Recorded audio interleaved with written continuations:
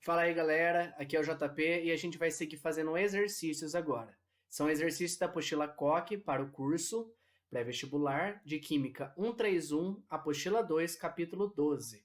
Esse capítulo, esse módulo, estuda as ligações iônicas, ok?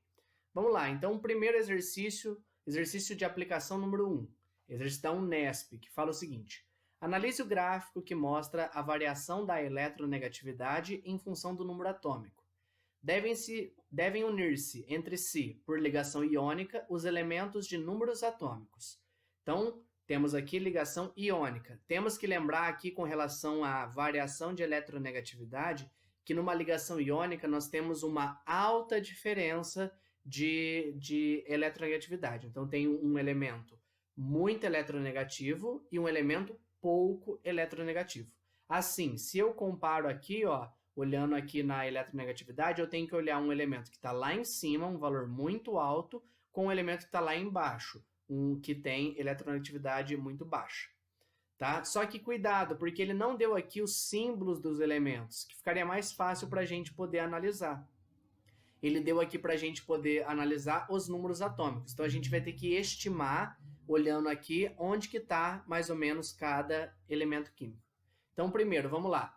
Número atômico 17. Se a gente tem aqui o 20, ok? Que é justamente aqui o cálcio, né? Não precisa lembrar dessa informação. Mas o 17, se a gente pega mais ou menos aqui na metade, um pouquinho depois aqui, ó, 3/4 mais ou menos disso. Se eu subo, eu chego aqui em cima, ó.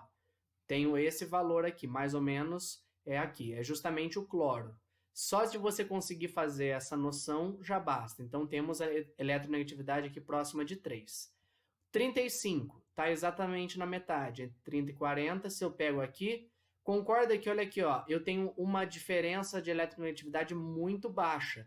Lembra que para ter um caráter iônico acentuado, eu tenho que ter mais ou menos um valor maior que 1,7. Assim, não dá certo esses dois, porque eu tenho aqui eletronegatividade muito, muito próxima uma da outra. Próximo exemplo, 69 e 70. Então, tenho aqui, ó, 70 está aqui, 69 vai estar muito próximo. Ó. Os dois elementos também nem preciso considerar, são de eletronegatividade muito parecida. Próximo, 17, já vi aqui que é mais ou menos aqui em cima, e 57. 57 está mais ou menos para cá, ó. Metade 55, pego aqui agora metade da metade, 57. Vai estar mais ou menos nessa região. Se eu analiso aqui, ó, seguindo em linha reta, eu chego mais ou menos aqui, com o outro que está próximo aqui. Então, tem um que está próximo de 3, com um que está nessa região e está próximo aqui, menor que 1,5. Está mais ou menos aqui 1,25, 1,3. Fazendo essa diferença é justamente o valor que eu tenho para uma ligação iônica. Se eu comparo esses dois, aqui 16 e 17, 15 e 16, eu também não vou ter uma diferença muito grande. E se eu comparo 12 e 20, eu percebo também aqui que 12 com 20 também dá uma diferença muito, muito pequena. Assim, essa daqui é a mais adequada, ok? Não precisaria saber o elemento, só você fazer essa análise aqui, você consegue saber quais são os dois que fazem ligação iônica, ok?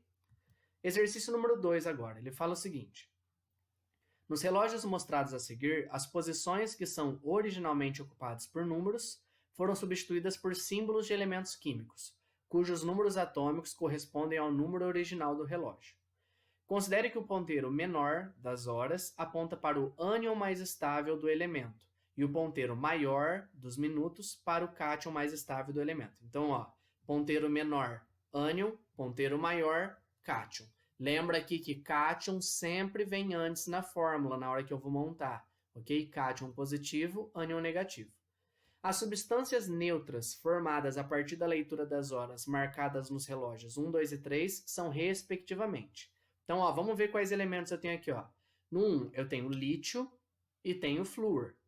No 2, eu tenho magnésio e tenho oxigênio. No 3, eu tenho berílio e tenho flúor. Lembrando aqui da família deles, são famílias que eu ensinei formas de guardar. Então, tá aqui, ó. Lítio é da família 1A. Li na cama, Robson Crusoe em francês. Magnésio e berílio da 2A. Bete Magrela casou com o senhor Barão Ratão. 6A, do oxigênio, os 7 porquinhos. E flúor 7A, fica claro que Abramo imita Antártida. Lembra que esses daqui ele não precisaria dar necessariamente a tabela periódica para vocês. Então, saber a família nos ajuda a lembrar aqui que tipo de íon que eles vão formar. Então, no primeiro caso, o que eu tenho aqui? Eu tenho o lítio, que é da 1A, forma 1+. Flúor, que é da 7A, 1-. 1+ com 1-, lembra que a hora que a gente cruza na regra da porteira, cancela os dois, LiF. Então, aqui a gente já elimina duas alternativas. Segundo, magnésio, que é da 2A, então ele vai formar um cátion, 2+. Com o oxigênio, da 6A. 6A para chegar em 8, 2-. 2+ com 2-, cuidado, não é Mg2O2. Lembra que é a menor proporção. 2+ com 2- cancela, fica MgO. Se eu chegasse em 2 e 2 aqui, Mg2O2, o que eu poderia fazer? Simplificar, ok? Já que a ligação iônica, eu devo fazer isso. Sempre menor proporção.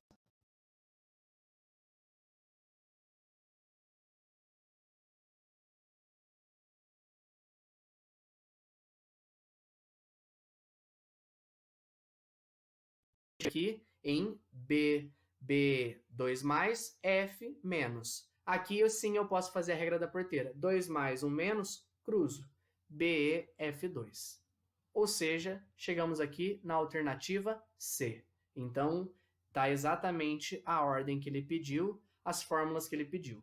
Eu não encontro isso, tá? Quando é Li2F, não encontro. Não é comum de encontrar Mg2O e nem BeF, justamente por conta dos íons que eles vão formar. Cuidado nesse sentido, ok? Vamos lá agora, exercício número 3 para a gente fechar essa aula. Ele fala o seguinte: ao se analisar o caráter iônico entre dois átomos diferentes, formadores de uma ligação, é necessário verificar a eletronegatividade. Assinale a alternativa que apresenta o composto químico com o caráter iônico mais acentuado. Então, temos aqui 5 alternativas. Lembra que para ter o caráter iônico mais acentuado, significa que tem que ter a maior diferença de eletronegatividade. Se a gente analisa as alternativas, a gente consegue já eliminar algumas por saber que não é ligação do tipo iônica.